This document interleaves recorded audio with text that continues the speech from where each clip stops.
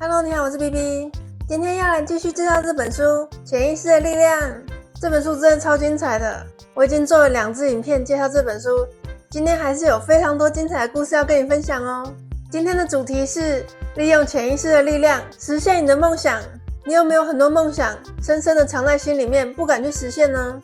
可能因为很多原因，你觉得你的梦想不可能会实现了，所以你从来不去尝试。听完今天的故事，你会发现潜意识的力量真的太惊人了，也许你也可以用里面的方法来实现你的梦想哦。这个故事作者说，很多年前我在澳洲碰到一个年轻人，他告诉我说他的梦想是成为一个医生。他那时候选修了很多相关的课程，成绩也非常好，可是他完全付不起医学院的学费。他父母双亡，他都是靠自己养活自己的。他在当地的医疗大楼打扫赚取生活费。他觉得他不可能去念医学院的，因为他没有钱。我告诉他，你可以在潜意识中种下梦想的种子，这颗种子就会慢慢发芽长大。于是呢，他每天晚上睡觉之前都会想象有一张医学院的毕业证书，毕业证书上面写了他的名字。因为他白天是在医疗大楼打扫的，他会进去很多医生的办公室打扫，他在墙壁上就会看见那些医生的毕业证书。他白天的时候就会多看几眼，把那些毕业证书打扫得一尘不染，同时呢也记下毕业证书的长相。而每天晚上就会开始想象自己拥有一张医学系的毕业证书。他每天坚持不懈都这样做哦，非常认真，持续了4个月之久哦。结果有一天，在他帮忙打扫的医生之中，就有一个人问他说要不要来当他的助手，因为那位医生觉得他非常年轻好学，而且又很努力。那位医生还帮他付钱，让他去上一些训练的课程，学习各种医疗的技巧，还聘用他当助手。那位年轻人真的非常努力，也没有让他失望，所以最后那位医生就决定要赞助他医学院的学费，让他去上医学院了。而今天那位年轻人已经是加拿大蒙特罗地区的名医了。哇，这位年轻人真的很棒，他持续了想象力的练习4个月之久哦，都没有松懈，而且白天也是非常认真的在打工。当我们在视觉化我们的愿望的时候，也不要忘了要朝自己的梦想迈进，不是每天在家里躺着睡觉，梦想就会实现的。这边讲到的方法就是每天晚上睡觉之前，想象你的愿望已经成真了，想象那个画面。这个方法就跟假设法则大师 Neville Goddard 教的方法是一样的哦。睡前想象你的愿望已经实现了。接下来这个故事也非常励志哦。很多年前我认识了一个叫做玛丽的年轻药剂师，他是在一个大型的连锁药局工作。有一天我问他说，你喜不喜欢自己的工作呢？他说还可以啦，我们的公司薪水很不错，奖金制度也蛮好的，这样算下来我应该可以准时退休吧。我沉默了一下，我就问他说，难道你小时候想要当药剂师的时候就是这样想的吗？他就突然哀愁了起来。不是我小时候的愿望是想要自己开一间药局，我很想要帮助我的邻居成为他们心中最棒的药剂师。我很希望走在路上的时候，邻居都会来跟我打招呼，因为他们认得我是他们的药剂师。我甚至还希望有人在半夜打电话给我，因为他的小孩发烧了，他很需要药，然后我就会起来穿上我的药剂师袍，赶快去调配药送给他。可是开药局很花钱啊，现在我跟我老公赚的钱只够我们生活而已。我告诉他潜意识的力量，不管他想象的是什么，他都可以让它成真，只要把那个画面很清晰很具体的灌输到潜意识里面，潜意识就会让它成真。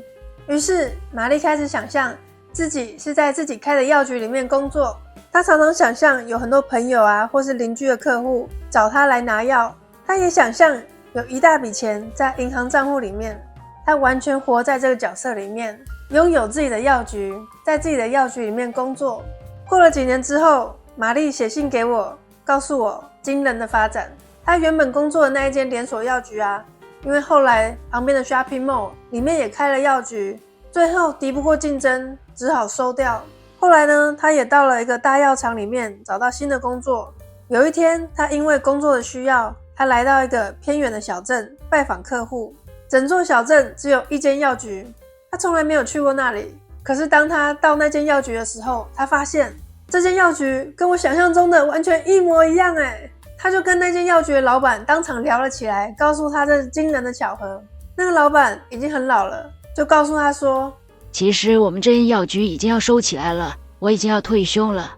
可是这间药局是从我爷爷那边传下来的，已经传了3代了，我真的舍不得卖给其他连锁的药局。经过很多次的讨论之后，老板决定要把药局让给玛丽来接管，而且愿意先借他钱把药局顶下来，之后他只要每个月还一些钱就可以了，而且很快就可以还清这间药局的钱，因为店里面的生意还是很棒的。后来啊，玛丽就搬到这个小镇，成为了镇上唯一的药剂师。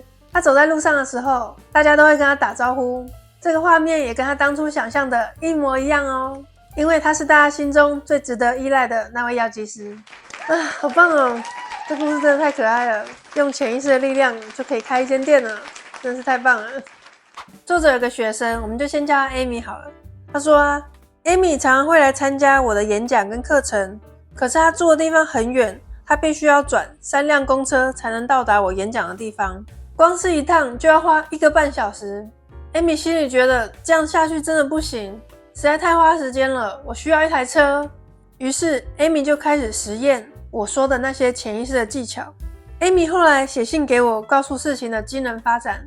Amy 说啊，我为了去参加你的演讲，我非得有1辆车子不可，而且既然都要显化一台车子了，为什么不要显化我梦寐以求的凯迪拉克呢？于是我开始想象我去买车跟交车的那个过程。在我的想象里面，我走进去汽车展示间，我试开我最想要的车款，我一遍又一遍的告诉自己，那一台凯迪拉克就是我的车。我不断的想象我坐进车子里面，开着车，我欣赏车子里面的所有细节，感受车子里面的所有内部装潢。这样子持续了2个礼拜哦。结果过没多久，我住在其他州的叔叔过世了，他的遗嘱里面写着要把所有的财产还有他的凯迪拉克都留给我。于是今天我就开着我的凯迪拉克去听你的演讲了。好，这故事真的很厉害，只花了2个礼拜而已哦。这边我想解释一下，因为我怕你可能会误会，你可能会想说，是不是因为他的显化叔叔就死了？是他的显化害死叔叔吗？并不是的。当你下宇宙订单的时候，宇宙会去找最快最有效率的方法让你得到你的订单。他的叔叔刚好有凯迪拉克，而且也刚好要去世了，所以宇宙就用这个最快的方法让他得到凯迪拉克。如果他没有显化的话，可能他叔叔在立遗嘱的时候就不会想到他，可能那台车就留给别人了。但是因为他的显化，所以叔叔就想到他了，就把东西都留给他了。视觉化的技巧就是你要想象愿望已经成真的那个画面。愿望成真之后，你会做些什么事情呢？旁边的人会说什么话呢？都可以放进你的想象里面哦。不要去烦恼愿望到底怎么实现，因为怎么实现是宇宙的事情，不是你的事情，它自然而然会有办法实现。当然你也要配合，机会来了就要好好把握。作者他说有一次啊，他在卖房子，他想要卖掉他在 LA 的那间房子，他就用了一个技巧。他说啊，为了要卖掉我的房子，我在门口的草地上立了一个牌子，上面写着屋主自售。当天晚上睡觉前，我就问自己说，如果我已经找到买家的话，我会怎么做呢？我的答案是，我会把那个屋主自售的牌子拔起来丢到垃圾桶里面。于是我就开始想象，我走到屋子前面的草地上，把那个牌子拔起来，我扛着那个牌子走到垃圾桶，然后把它丢掉。我还跟那个牌子说，谢谢你，我已经不需要你了。就这样子，我感觉到房子已经卖掉了，任务已经完成了，我就非常安心的睡着了。结果第2天马上就有人来付定金要买房子了，而且那个人还告诉我说，你可以把那个牌子丢掉了啦，用不到了。我就真的走到草地上，把牌子拔了起来，扛在肩膀，走到垃圾桶，然后把它丢掉了。作者也提供一段肯定句，不管是买卖什么产品，都可以参考这一段肯定句哦。我会吸引到这间房子的买主，这位买主非常需要这间房子，而这间房子也会带给他好运。